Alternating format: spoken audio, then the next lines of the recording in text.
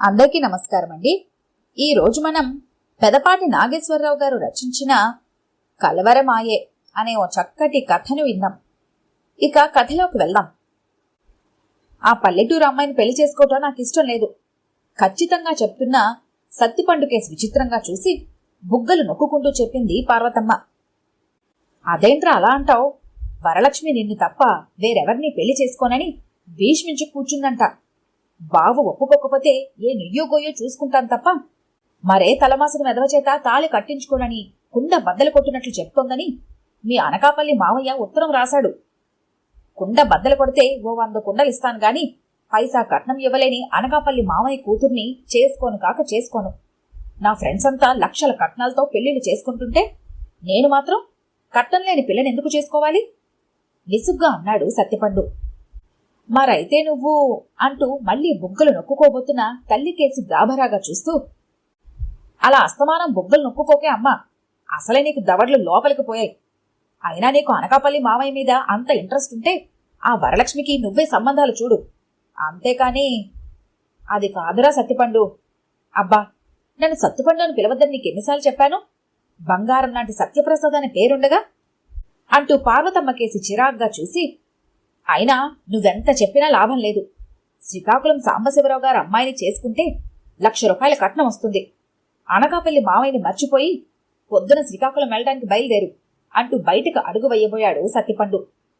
ఒరే, నా మాట వినరా, ఆ వరలక్ష్మికి ఏం తక్కువరా, మహాలక్ష్మిలా ఉంటుంది అంటూ ఏదో చెప్పబోయిన పార్వతమ్మ కోపంగా చూస్తూ వెనక్కి తిరిగిన సత్తిపండును చూసి ఆగిపోయింది. సత్తిపండు కోపంగా పార్వతమ్మకేసి చూస్తూ, కచట తప్ప గజట దబ్బ అన్నాడు. అనేసి బయటికెళ్ళిపోయాడు. వీడికి కోపం వచ్చినా ఆనందం వచ్చినా ఆ వెధవ భాష ఒకటి. కన్న తల్లినని కూడా చూడకుండా ఆ భాషలో నన్ను ఏమని తిడుతున్నాడో కుర్రకుంక అనుకుంటూ వెళ్లిపోతున్న సత్యపండుకేసి ఆశ్చర్యంగా చూస్తూ మరోసారి బుగ్గలు నొక్కుంది ఆమె. మంచం మీద పడుకొని సీలింగ్ కేసి చూస్తున్న సత్యపండుకి చాలా టెన్షన్గా ఉంది. రేపే శ్రీకాకుళం అమ్మాయిని చూడటానికి వెళ్లేది. ఆ అమ్మాయి ఎలా ఉంటుందో, తను వాళ్ళకి నచ్చుతాడో లేదో. 1,00,000 రూపాయల కట్నం. తను చేసే ఉద్యోగానికి అంత కట్నం ఎవ్వరు ఇవ్వరు. ఈ సంబంధం కనుక కుదిరితే తను చాలా అదృష్టవంతుడి కిందే లెక్క. ఎలాగైనా ఈ సంబంధం కుదిరేలా చెయ్యి స్వామి, తిరుపతి వచ్చి నీకు తలనీలాలిస్తాను అంటూ ఎదురుగా ఉన్న వెంకటేశ్వర స్వామికి మనసులోనే మొక్కేసుకున్నాడు. ఒక పక్క నుంచి మరో పక్కకి ఒత్తిగిల్లి గట్టిగా కళ్ళు మూసుకున్నాడు సత్తిపండు. అకస్మాత్తుగా అతనికి వరలక్ష్మి జ్ఞాపకం వచ్చింది. వరలక్ష్మికి అన్యాయం చేస్తున్నానా అనిపించిందో క్షణం. వరలక్ష్మితో అతని అనుబంధం కమ్మని కలలాగా కళ్ళ ముందు కదిలింది. డ్యూటీ నుంచి వచ్చి రాగానే హాల్లో కూర్చుని బూట్లు విప్పుకుంటూ యథాలాపంగా పక్కకు చూసిన సత్తిపండు గుండె ఒక్కసారిగా లయ తప్పింది.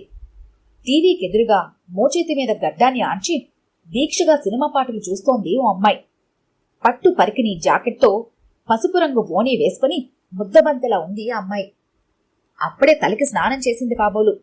తలంతా వింజామరలా, వీపంతా పరుచుకొని ఉంది. చిన్న సంపెంగ ముక్కు, ఎర్రని తేనెలూరే పదాలు, మెడకిందుగా అప్పుడప్పుడే వికసిస్తున్న యవ్వనాలు. సర్వం మరచి ట్రాన్స్లో ఉన్నవాడిలా ఆ అమ్మాయికేసి చూస్తూ ఉండిపోయిన సత్తిపండు పార్వతమ్మ గొంతు విని ఈ లోకంలోకి వచ్చిపడ్డాడు. ఏంట్రా అలా చూస్తున్నావు? అదెవరనుకుంటున్నావు? నీ అనకాపల్లి మామయ్య కూతురు వరలక్ష్మి. వాళ్ళమ్మా నాన్నలతో కలిసొచ్చింది. మీ మామయ్య అత్త బజార్లో ఏదో పనుందని వెళ్లారు. ఆవిడ మాటలతో ఉలిక్కిపడి సత్తిపండుకేసి చూసిన వరలక్ష్మి సిగ్గుగా నవ్వి లోపలికి పారిపోయింది. స్వప్న భంగమైనట్లు ఆ అమ్మాయి వెళ్లిపోవటంతో గదంతా చీకటైపోయినట్లు అనిపించింది. తల్లివంక చిరాగ్గా చూసి ఆవిడ చేతిలోని మంచినీళ్ళు అందుకుని తాగుతూ అనుకున్నాడు సత్తిపండు. రంభలాంటి మరదలుందన్న మాట తనకి. మర్నాడు ఆఫీసుకెళ్లాడన్న మాటేగాని అతని మనసంతా వరలక్ష్మి చుట్టూ పరిభ్రమించసాగింది. ఇంట్లోకి పారిపోతూ తన కేసి విసిరిన చూపు మన్మథ బాణంలాగా అతని గుండెల్ని తీయగా గుచ్చుకున్నట్లుగా అనిపించసాగింది. కళ్ళు మూసినా తెరిచినా నవ్వు ముఖంతో అతన్ని కవ్వించసాగింది వరలక్ష్మి రూపం. నిన్న రాత్రంతా తనని తప్పించుకునే తిరిగిందామే. ఉదయం తను బయలుదేరే వరకు అసలు కనిపించనే లేదు. సత్తిపండుకి ఆఫీసులో ఉండడం దుర్భరం అయిపోయింది. 1 గంట అవ్వగానే మేనేజర్ దగ్గర పర్మిషన్ తీసుకుని ఇంటికొచ్చేశాడు. గేటు తీసుకుని లోపలికి నడిచి దగ్గరగా వేసిన తలుపు తోశాడు అతను. చప్పుడు లేకుండా తెరుచుకుందది. సోఫాలో కూర్చుని బూట్లు విప్పి లోపలికి చూశాడు. ఎవరూ లేనట్లుగా ఇల్లంతా నిశ్శబ్దంగా ఉంది. ప్యాంటు షర్టు విప్పి లుంగీ కట్టుకుని అమ్మ వాళ్ళంతా పక్కింట్లో కేబుల్ టీవీ సినిమా చూడటానికి వెళ్ళుంటారు అనుకుంటూ వాళ్ళొచ్చే లోపల స్నానం అది కానిచ్చి కూర్చుంటే మంచిది అనుకుని బాత్రూం కేసి నడిచాడు. బాత్రూం తలుపు దగ్గరగా వేసి ఉంది. చేత్తో తలుపు తోశాడు. కిర్రుమంటూ తలుపు తెరుచుకుంది. లోపలున్న వరలక్ష్మి కెవ్వుమంటూ అరచింది. లోపలికి చూసి అతనికి 1000 వోల్టుల కరెంటు షాక్ కొట్టినట్లయింది. ఎదురుగా పాలరాతి శిల్పంలా ఒంటిమీద ఏ ఆచ్ఛాదనా లేకుండా ముత్యాలా మెరుస్తున్న నీటిబొట్లు శరీరం మీద తలతల్లాడుతూ తనకేసి నోరు తెరిచి చూస్తున్న వరలక్ష్మి సత్తిపండికి మెదడు మొద్దుబారిపోయింది. విప్పారిన నేత్రాలతో చూస్తూ ఉండిపోయాడు అలా. ముందుగా తేరుకున్న వరలక్ష్మి గబుక్కున పక్కనే ఉన్న చీర తీసి ఒంటికి చుట్టుకుంటూ అతనికేసి భయంగా చూసింది. అత్తయ్య అమ్మా నాన్న డ్యూటీకెళ్లారు. నువ్వు సినిమాకెళ్ళావు కదా, అప్పుడే ఎందుకొచ్చావు? ఎవరూ లేరు కదా అని తలుపులేసుకోకుండా. అమ్మో, ఒకదానికొకటి సంబంధం లేకుండా ఏదో చెప్పసాగింది తను. వరలక్ష్మి అక్కడికేసి భయంగా చూస్తోంది.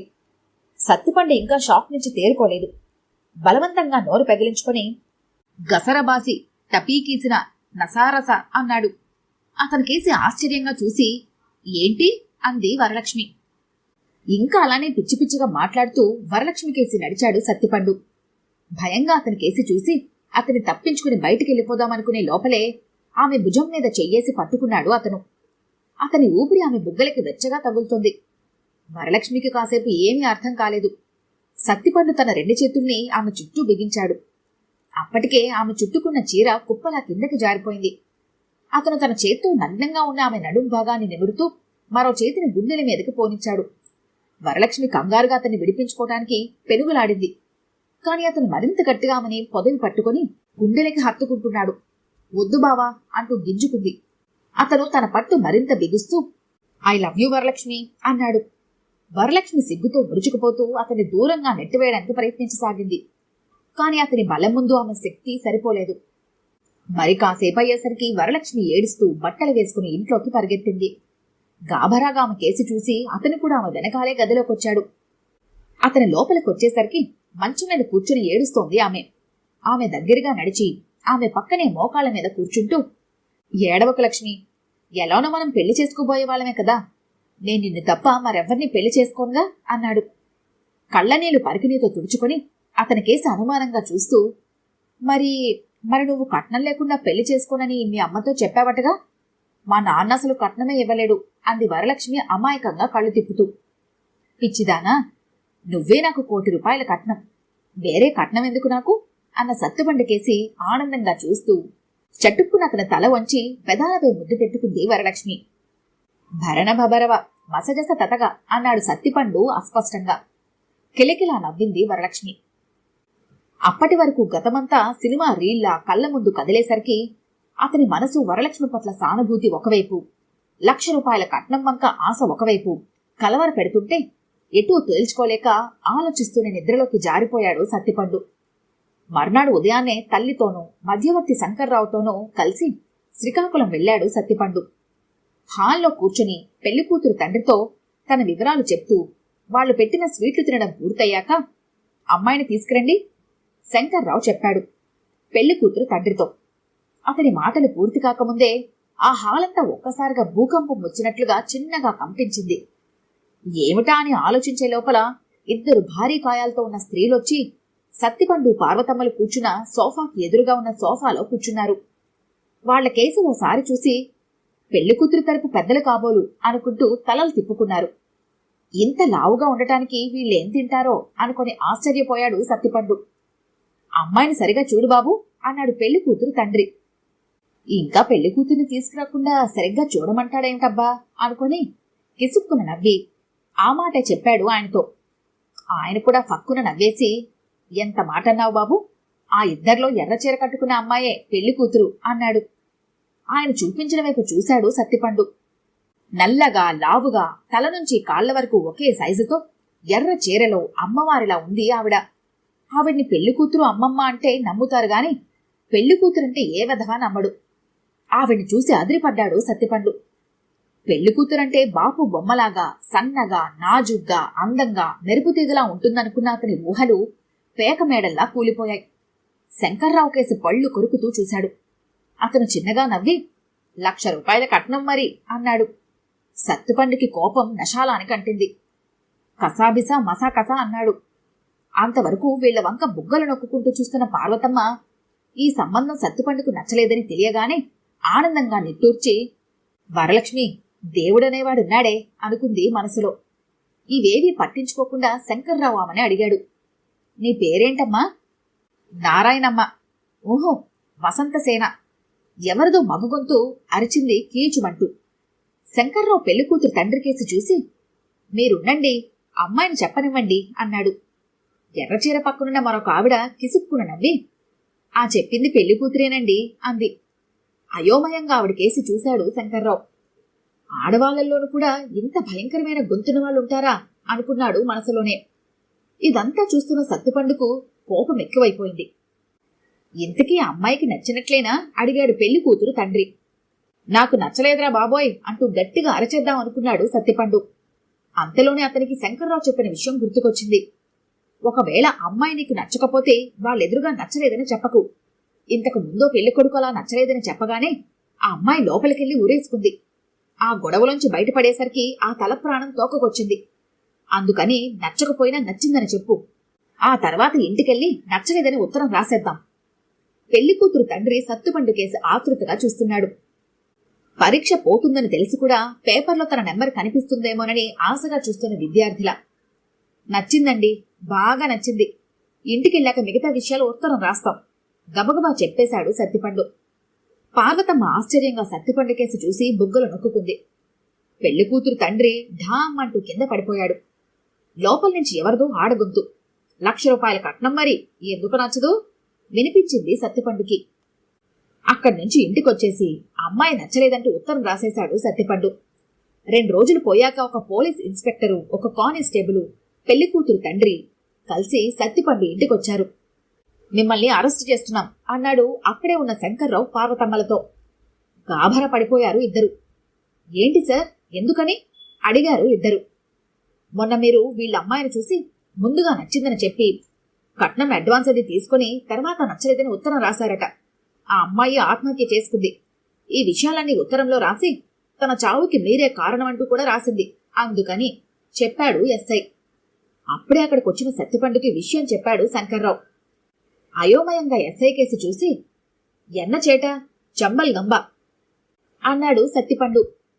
ఏరా దొంగ వెధవా, ఇంత చేసింది చాలక ఇంకా అర్థం కాని భాషలో నన్ను తిడతావరా అంటూ లాఠీతో అతని నడుం మీద బాదాడు ఇన్స్పెక్టరు. అమ్మో అంటూ బాధగా అరిచాడు సత్తిపండు. పార్వతమ్మ గబగబా పరిగెత్తుకొచ్చి నిద్రలో కలవరిస్తున్న సత్తిపండు ముఖం మీద నీళ్లు జల్లి అతని పక్కనే కూర్చొని, ఏంట్రా ఏమైంది అంటూ గట్టిగా కుదిపింది. అప్పటికి సత్తిపండుకి మెలకువ వచ్చింది. భయం భయంగా చుట్టూ చూసి అదంతా కలేనని అతనికి అర్థమై గ్లాసుతో మంచినీళ్లు గటగటా తాగేశాడు. భయంతో ఒంటికి పట్టిన చెమట తుడుచుకుంటూ, అమ్మా, మనం శ్రీకాకుళం వెళ్ళొద్దే బాబు, కట్నం లేకపోతే పోయే, వరలక్ష్మినే చేసుకుంటాను. రేపు అనకాపల్లి మావయ్య గారింటికే వెళ్దాం అన్నాడు సత్తిపండు. సంతోషంగా తలూపింది పార్వతమ్మ. ఈ కథ కనుక మీకు నచ్చినట్లయితే లైక్ చేయండి, షేర్ చేయండి. మరిన్ని ఇంట్రెస్టింగ్ కథల కోసం మా ఛానల్ని తప్పకుండా సబ్స్క్రైబ్ చేసుకోండి.